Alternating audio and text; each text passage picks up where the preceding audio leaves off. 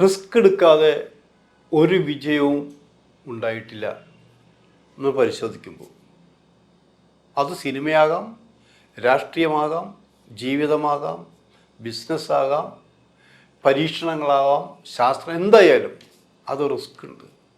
ഇടയ്ക്ക് വെച്ച് വേണ്ടെന്ന് വെച്ച് പോകുന്നവർക്ക് അവിടെ വിജയിക്കാൻ കഴിയില്ല. ഇപ്പം സിനിമയിൽ തന്നെ എന്തെല്ലാം റിസ്ക് എടുത്ത ആൾക്കാരുണ്ട്, പലരും വിജയിച്ച് കാണിച്ചിട്ടുണ്ട്. അത് വിജയിച്ചില്ലായിരുന്നെങ്കിലോ, അങ്ങനെ ഒരു നടനെക്കുറിച്ചാണ് നമ്മളെന്ന് പറയുന്നത്, പ്രശസ്തനായ മമ്മൂട്ടിയെക്കുറിച്ച്. മമ്മൂട്ടി സിനിമയ്ക്ക് വേണ്ടി എടുത്ത റിസ്കിനെ കുറിച്ച്.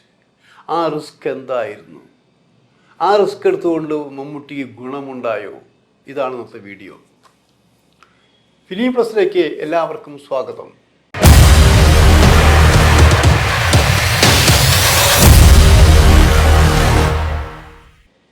ആഗ്രഹങ്ങൾ ഉണ്ടായാൽ മാത്രം പോരാ, ആഗ്രഹത്തിനനുസരിച്ച് കഠിനാധ്വാനം ചെയ്യാൻ കഴിഞ്ഞിരിക്കണം.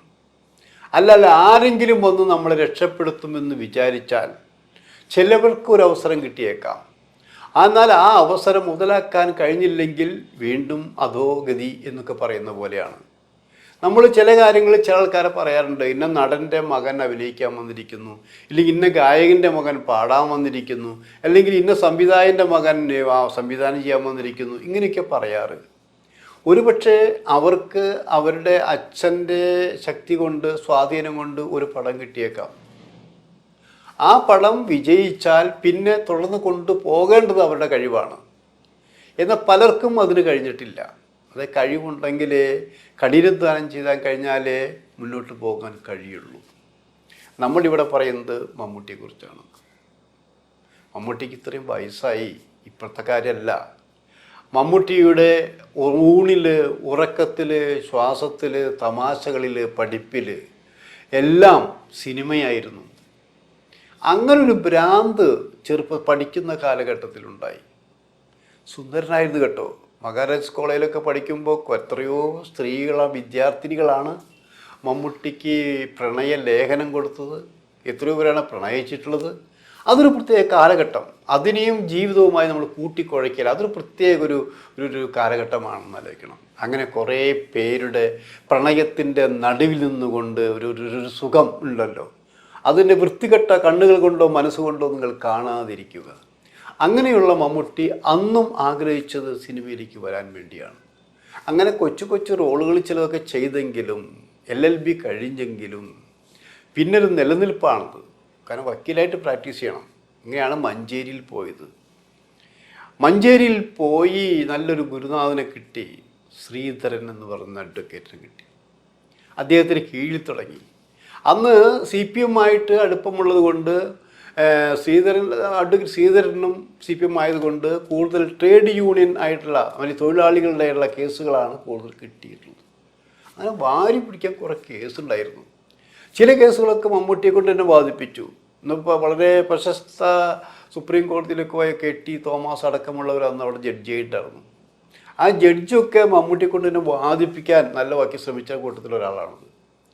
അപ്പോൾ ഒരു ദിവസം കുറേ കേസുകൾ ഇങ്ങനെ വന്നെങ്കിലും അപ്പോഴാണ് കണ്ട് ജനശക്തി ഫിലിംസിൻ്റെ ചലച്ചിത്രമേള എറണാകുളത്ത് നടക്കുന്നു എന്നുള്ളത്.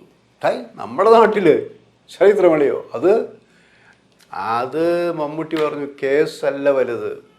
ഇതെല്ലാം ഇട്ടെറിഞ്ഞുകൊണ്ട് മമ്മൂട്ടി എറണാകുളത്തേക്ക് ഈ സിനിമ ഫെസ്റ്റിവലിന് പോകാൻ തീരുമാനിച്ചു എന്ന് ആലോചിക്കണം. പട്ടാണെന്ന് പറയും നമ്മളൊക്കെ അല്ലല്ലേ.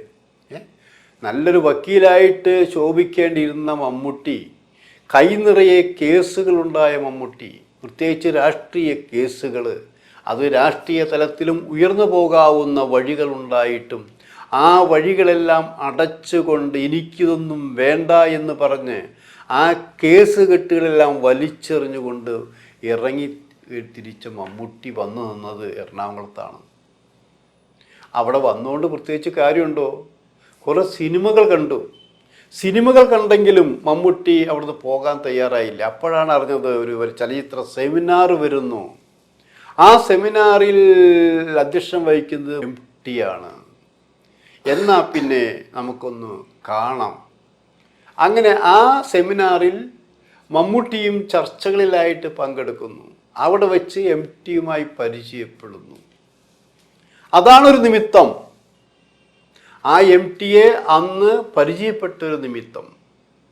ആ എം ടിയെ പരിചയപ്പെടാൻ വേണ്ടി തന്നെയായിരിക്കണം മമ്മൂട്ടി അറിഞ്ഞോ അറിയാതെയോ, അറിഞ്ഞിട്ടില്ല, അറിയാതെ തന്നെ ഈ കേസുകളെല്ലാം വേണ്ടെന്ന് വെച്ചുകൊണ്ട് തിരിച്ചത്.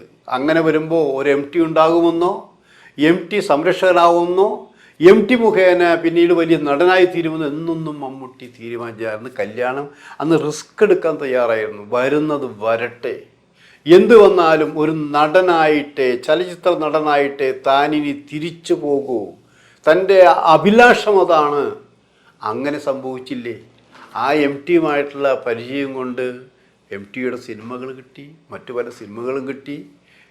അങ്ങനെ പടിയായി ഇങ്ങനെ വളർന്ന് വന്ന് പിന്നെ ഇവിടെ നിൽക്കാൻ കഴിച്ചപ്പോൾ പിന്നെ നമ്മൾ പടങ്ങളിൽ അഭിനയിച്ചാൽ മാത്രം പോരാ. ചില പടങ്ങൾ നല്ല സിനിമകളെന്ന് പേരെടുക്കുമ്പോൾ പോലും ആ പടങ്ങൾ ഓടണം, ആ നടൻ നല്ല നടനാണെന്ന് പറയണം, ആ അദ്ദേഹത്തെ കാസ്റ്റ് ചെയ്താൽ ആ സിനിമയ്ക്ക് ഗുണമുണ്ടാകുമെന്ന് സംവിധായകരും നിർമ്മാതാക്കളും പ്രേക്ഷകരും അടക്കം പറയണം. അങ്ങനെ പറഞ്ഞാൽ രക്ഷപ്പെട്ടു.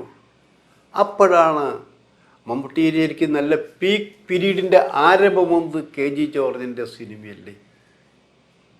ആ സിനിമയിലെ സബ് ഇൻസ്പെക്ടർ അല്ലേ കലക്കനായത്. അവിടുന്ന് പിന്നെ മമ്മൂട്ടിക്ക് തിരിഞ്ഞു നോക്കേണ്ടി വന്നിട്ടില്ല എന്ന് പറയുമ്പോഴും ഒരു പടത്തിൽ അഭിനയിച്ച് കഴിഞ്ഞാൽ ആ പടം ഉപേക്ഷിക്കുന്നത് ശരിയാണത്.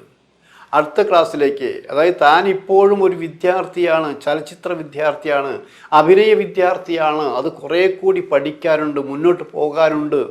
ഇങ്ങനെ ഒരു മനസ്സുമായിട്ടാണ് മമ്മൂട്ടി സഞ്ചരിച്ചത്.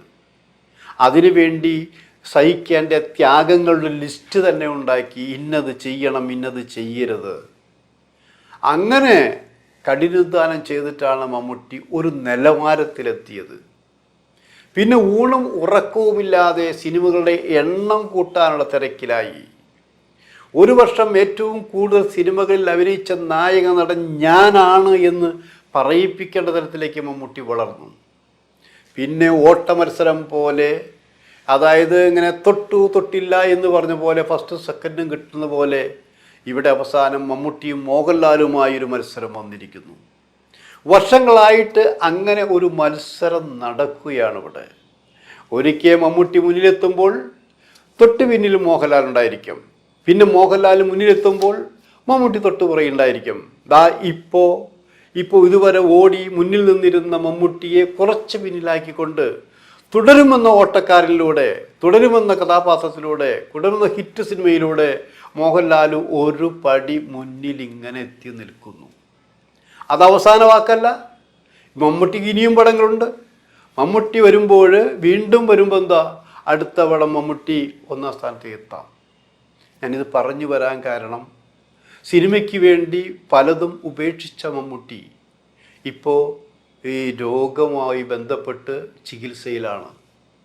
ആ ചികിത്സയ്ക്കിടയിലും സിനിമാ സ്വപ്നങ്ങളും സിനിമാ ചർച്ചകളും തമ്മിലാണ്. അപ്പം അങ്ങനെ മമ്മൂട്ടിക്ക് ആഗ്രഹങ്ങളുണ്ട്. താൻ കേസ് കെട്ടുകൾ വലിച്ചെറിഞ്ഞ് എറണാകുളത്ത് ചലച്ചിത്ര ഫെസ്റ്റിവലിന് പോയതുപോലെ ഈ മരുന്നുകൾ, ഈ ആശുപത്രിവാസം, ഈ വിശ്രമം എല്ലാം വേണ്ടെന്ന് വെച്ചുകൊണ്ട് ക്യാമറയ്ക്ക് മുന്നിൽ ചെല്ലണമെന്ന് മമ്മൂട്ടിക്ക് ഇപ്പോഴും ആഗ്രഹമുണ്ട്. ആഗ്രഹം നല്ലത് തന്നെ. ഞങ്ങൾക്ക് മമ്മൂട്ടിയെ വേണം. വീട്ടുകാർ ആഗ്രഹിക്കുന്ന പോലെ വീട്ടുകാർക്ക് മാത്രമല്ല, ഞങ്ങൾക്കും പ്രേക്ഷകർക്കും ഈ നാടിനും മമ്മൂട്ടിയെ വേണം. അതുകൊണ്ട് മമ്മൂട്ടി മരുന്ന് കൃത്യമായിട്ട് കഴിക്കണം, വിശ്രമിക്കണം. അത് കഴിഞ്ഞ് ഈ കളത്തിലേക്ക് ഇറങ്ങണം, ക്യാമറയ്ക്ക് മുന്നിൽ വരണം. പൂർവാധിക ശക്തിയോടെ മലയാള സിനിമയിലെ അജയ്യനായ താരമായി മമ്മൂട്ടി തുടരും.